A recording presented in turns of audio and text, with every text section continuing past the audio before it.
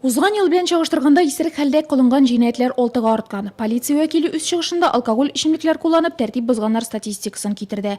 Бу юнәлештә эшне көчәйтү максатында 12 марттан алкоголь операциясе старт алган. Район үзе хастаханәсе табибы чыгышы да шул темага. Нурлатта эшләп килүче аноним эшкечеләр һәм наркоманнар берләшмәсе эше яктыртылды.